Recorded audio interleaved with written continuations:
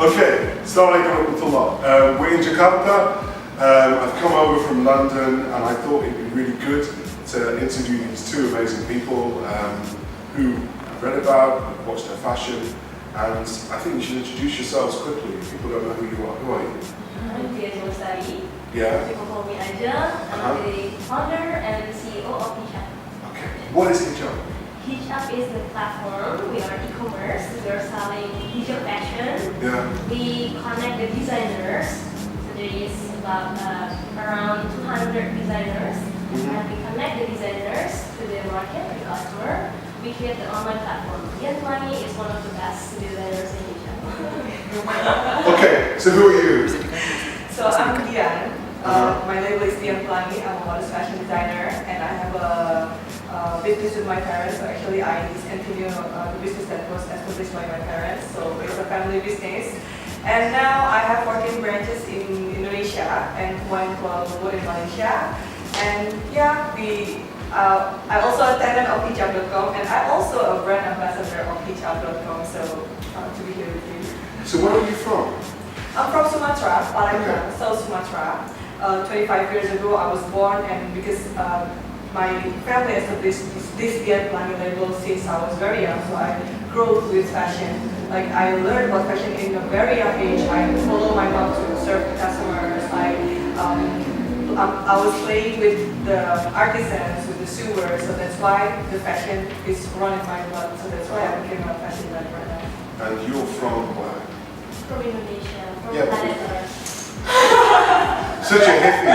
Okay, right. We have Sumatra in what part of Indonesia? Because my parents, my father is from Surabaya, Jakarta, and my mother is Sudanese, but my grandmother is from Banten, my grandfather from mother is from Betawi, my grandmother is from Makassar, so I think, I don't know where they come from. I'm from Indonesia. Outer space by the time. Right. So for people that don't know, because one of the reasons I wanted to ask some of these questions is because Indonesia, I think, is one of the world's best kept secrets. I mean, how many people live in Indonesia? Is that 257 million? 250. 265 if I'm Okay, so people have got busy over the past few years. 265 million. What percentage of those are Muslims? 89%. 89%. And how many islands is Indonesia made up of? 17,000. Yeah, 17,000. Yeah, like 17,000, or if you see records, 17,000, 17,500, 18,000. So what the difference is because of this, the height of the tide, right? So if the tide is up or down, then you get more or less islands. So this kind of sounds like a rap song, right? You've got 265 million people, you've got 17,500 islands, you've got how many tribes? 600 and something tribes. 700 something language spoken in Indonesia. Right, that's like a lot of diversity, right?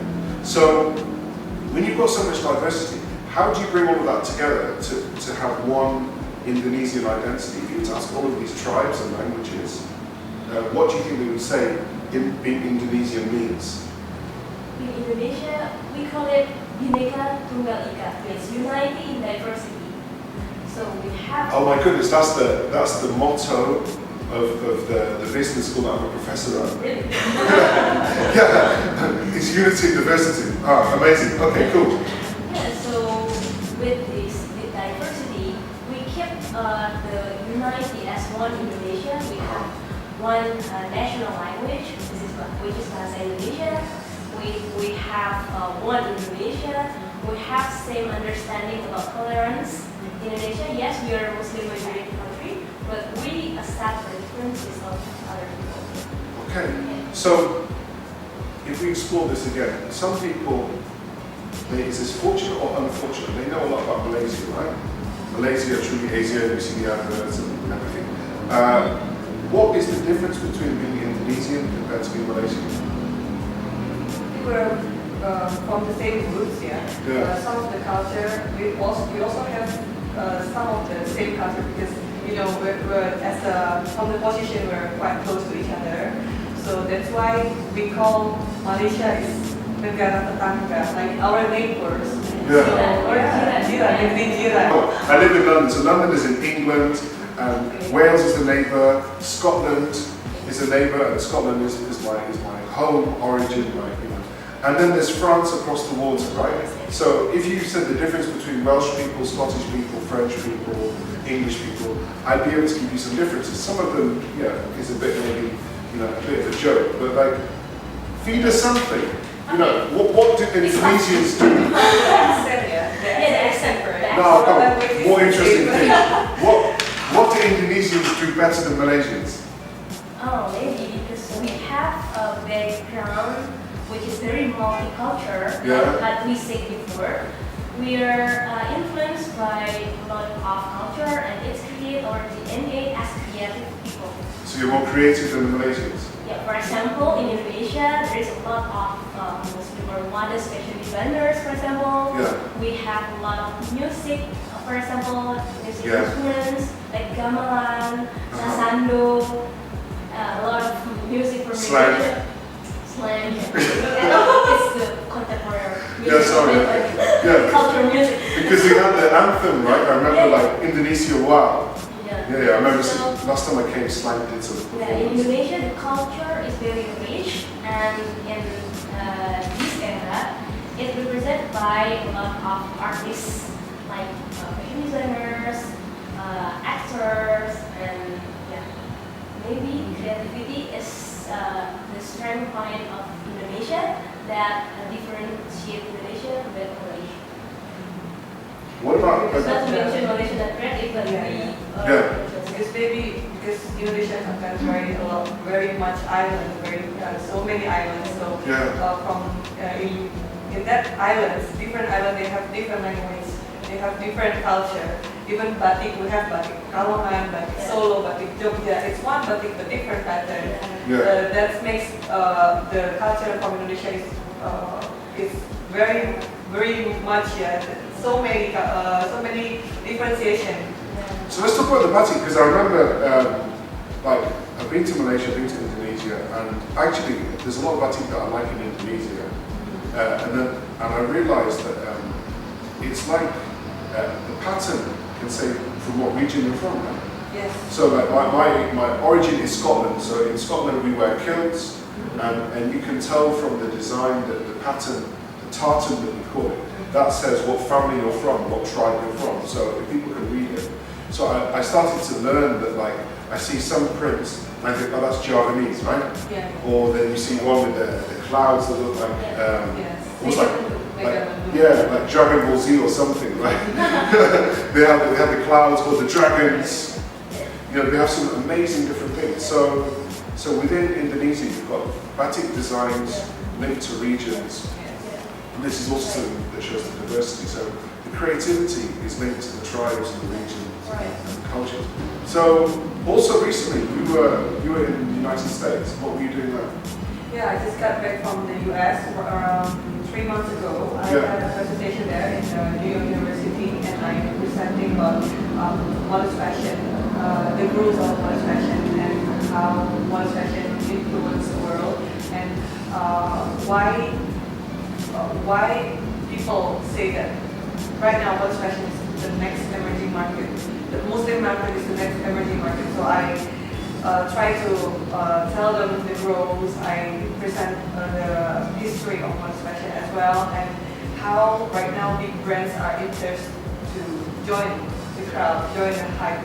Like we know that right now D&G, they also create a Abaya, and then also Marks and Spencer, they make a modest burkini or modest swimwear for Muslim. H&M collaborated with full hijab model. Also, Anatajima collaborated with Uniqlo. I think Uniqlo is the best one, right? Yeah, it's the best one. So I think right now they also want to grab the market as well. So why do we think Uniqlo is the best one? Because it has the most, I guess for me Uniqlo is the one which is the most authentic, because the designer that they chose to work with matches the origin of the brand, right? They have the same culture. But also I think that they didn't try to hide the fact that they're selling hijab and modest clothes, whereas some have kind of, like you say, D&G or DKNY, they do something in the Gulf, but they don't do it in their backyard, right? They don't do it in in America, or they just say it's like Ramadan collection. But I think Uniqlo is quite good at saying that this is a Muslim style of fashion. That's why they call it modest fashion. They didn't call it Muslim fashion because they want it to be universal and modest. Everyone can wear modest wear. So some can people, everybody? No, I'm joking, right? Some people maybe. modest wear, right? Okay. If you still dress properly without wearing hijab, they still can they still can say modest fashion. Yeah. So I think I'm sorry, it's like I'm from different. England and we have like some crazy. But what is modest fashion? Because I hear different definitions, or people say it's different. To you, what is modest fashion? For me, I think modest fashion is a movement from the young generation of Muslims who wants to wear hijab or Muslim dress properly, but in a modern way. So I think it's a movement. What do you think? Modest fashion is not only about clothing. It's a reflection of who we are. It's our identity. So if you're Indonesian, for example, and you're not Allah, we can wear, for example, like I'm wearing Indonesian traditional fabric from Sumba, and then I'm wearing hijab, so we can mix that culture and religion and represent who we are through the fashion.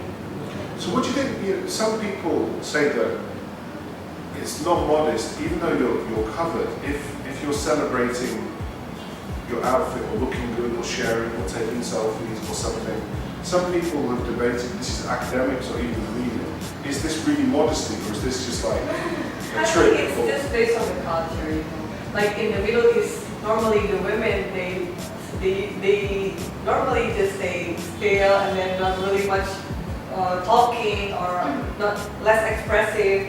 But in Indonesia, everyone can do selfie everywhere. Everyone can wear any colors in their outfits, and sometimes they also can even wrap the turban in their head. So I think it's also based on the culture, how a country dressed before it influenced the modest fashion as well. So modesty is relative to the cultural environment, Yes, right? of course. So it's wrong to judge people from a global standpoint, right? That if I guess maybe the best example I think about is like if we forget Muslim fashion and look at mainstream fashion, if a guy goes to the swimming pool and he wears a swimming costume, then this is okay, right? If he's wearing a normal swimming costume, this is not modest or it's just wearing a swimming costume. But if you walk down the road wearing the same swimming costume, the people look at you and say that you're like naked, right? You're not wearing enough clothes. But so I think the thing that I learned is that it depends on the environment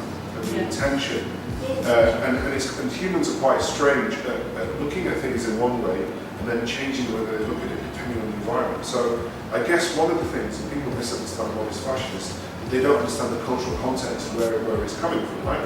If you're an outsider and you don't know the history of why people do something, the struggle, or why it motivates them, and we were discussing about the history of Indonesia and moving away from colonization to freedom and people having the opportunity to choose, then that is a really important part, I think, of the story that doesn't get told. But you get mainly the headline story, which tends to be the Muslims are coming, yeah, or what the halal is going on here, right, or hello halal, or like, yeah, it came into my head like 2 days ago. I thought I'm going to use this. What the halal is going on here? Right, so you can use it too.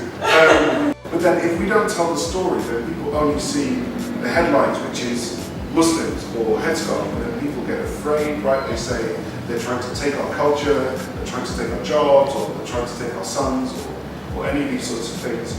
And I guess this is a problem, right? Yeah. So do you face any of these, do you have any negative comments from the media? Of course, not only from the media, but normally from our community, from the one who also wear hijab. Sometimes they feel that they dress even better than ours, because it states in the Quran how a Muslim woman is supposed to be dressed like. Yeah. But sometimes people interpret it differently. Like, you should cover your chest, for example. Like, some of the people say, I'm wearing clothes already, so it's covered my chest. But some people interpret it in a different way. They said, no, the scarf should be right to cover the chest. So I think it's just different interpretation of from the tafsir, like it's different. So some of the people still so judgmental. They say that what you're doing is wrong. You shouldn't mix the modesty of Islam with the fashion. You shouldn't wear something attractive. But I think it's based on our intention. What is our intention? Is to grab the attention, or we want to inspire? So I just can give it back to Do you want to grab attention or do you want to inspire? Inspire. Of course, inspire. Yeah. We want to encourage people to dress modestly and in a good way, right? The thing is, there is like two sides. If you want to inspire, how we inspire people if nobody sees us? Or something like that. Okay, so you don't want to expire, right? You want to inspire before you expire. If you want to grab just attention, there is no kindness on that message, for example. So we in Hijab, for example, we don't only like selling things, selling fashion product, but we inspire people with goodness, for example, in our content, in e-magazine, in our video. There is a lot of positivity that we share. We don't only like selling fashion, this fashion is fabulous, something like that. But we want to act modesty, we want to feel good, we want to feel awesome, but we want to do right things also. So I think in Islam, we as a woman have like natural instinct to be beautiful because we are women. So Islam have alternative that you can represent yourself to be beautiful woman, but you can do good also and keep your modesty and covering your aura. So maybe it attract people to see because it's beautiful, but it's not attract something different like sexual appeal or something like that. So what do you think about, okay, so if a woman's natural inclination is towards wanting to look beautiful, right? What do you think about the recent phenomenon of men wanting to look more beautiful? Because some of the emerging market cosmetic sales are up, right? Like, so men wearing makeup or spot concealer, you're laughing now, It's human nature. waxing their chest, or like, We can give up. you can't, no, you can't. You're very colorful and mix beautiful colors, and your side is like flowers there. So Yeah. It's human nature. The flowers is so that people don't like, so I don't scare people away. If you look like a lion, then you have to like have a distraction. I'm probably a bad example. I just want to be me. I think that there's something rebellious about me. I think that you're both different because you want to inspire people, and there's something in me. I just want to be me, but me following rules, being a Muslim. But like if people are inspired, I'm really happy. But actually, I think I want to help people. I don't want to die not crazy. And I guess if people like push you too much, then it makes you a little bit crazy. But you guys seem to be more stable and responsible than me. But I think that's maybe why I converted. Right? I think people that convert are quite revolutionary, right? You have to have a rebellious element. So guys wanting to look good and not being so modest, right? Because the guys that want to look good are not covering, they're uncovering. You see what I mean? You don't say, okay, so you're talking about modest fashion where women are not putting on more clothes. If you look at it within the Muslim community, the male Muslim community, it seems to be the opposite is happening, right? There's more Muslim six-packs or like people wanting to, okay, that, you just dissed a load of like a few billion Muslim men that are like going to have to go and pump some more iron to prove to you that they have bigger six-packs than whatever, non-Muslims or something. But the younger generation is more fashion conscious, is more image conscious, and I guess that also relates to branding, right?